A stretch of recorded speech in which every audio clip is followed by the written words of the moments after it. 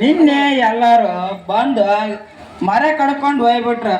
ಆ ಹಿರಣನು ಬಂದ ಆ ಕಡೆ ಇದ್ದ ಮರವನ್ನ ಕಡ್ಕೊಂಡು ಹೋಗ್ಬಿಟ್ಟ. ಆ ಬಾಲಪ್ಪನ ಬಂದ ಅಲ್ಲಿ ಕಡ್ಕೊಂಡು ಹೋಗ್ಬಿಟ್ಟು ಮರನ. ಈಗ ನಾನೇನ್ ಮಾಡೋದು? ಆ ಕೈ ಮರದಲ್ಲಿ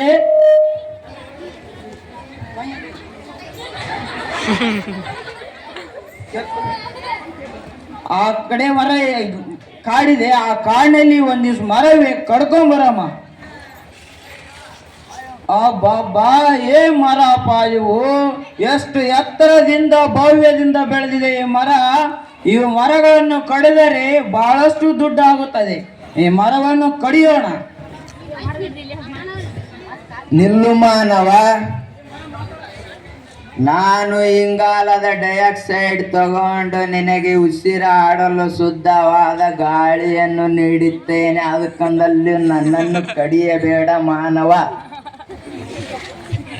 ಓ ಹೌದು, ನಮಗೆ ಉಸಿರಾಡಲು ಗಾಳಿಯನ್ನು ಕೊಡುತ್ತದೆ.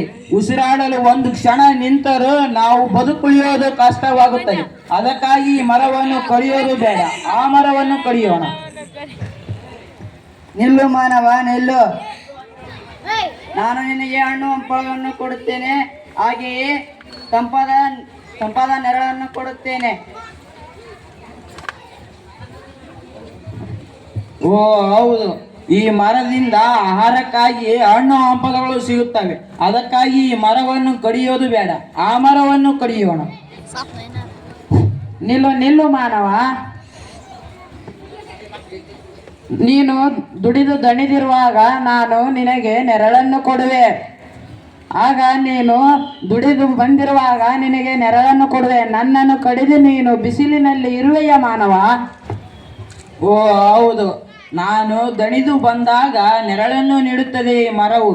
ಈ ಮರವನ್ನು ಕಡಿಯೋದು ಬೇಡ, ಆ ಮರವನ್ನು ಕಡಿಯೋಣ.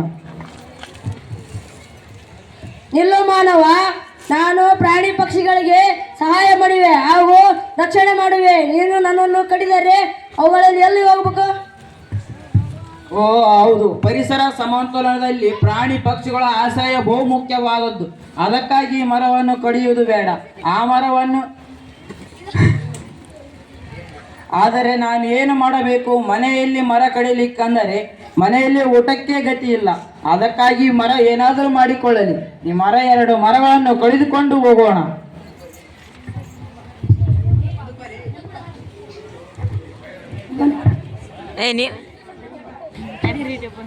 ನಿಲ್ಲು ಮಾನವ, ನಿಲ್ಲು.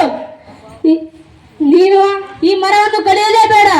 ಈ 4 ಮರಗಳ ಮೇಲೆ ದೌರ್ಜನ್ಯವನ್ನು ಮಾಡಲೇಬೇಡ. ಈ ಮರದಿಂದಲೇ ನಿನ್ನ ಹೊಟ್ಟೆದ್ದು ಗಾಳಿ, ನೀರು ಮತ್ತು ಹಣ್ಣುಗಳನ್ನು ಸಿಗುತ್ತವೆ. ಇದನ್ನು ಕಡಿಯಬೇಡ ಮತ್ತು ಈ ಮರವನ್ನು ಕಡಿಯಬೇಡ. ಹಸಿ ಮರವನ್ನು ಕಡಿಯಬೇಕು.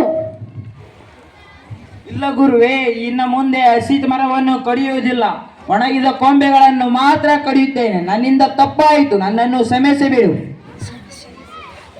ಹೊರಟು ಹೋಗು ಇಲ್ಲಿಂದ ಮಾನವ.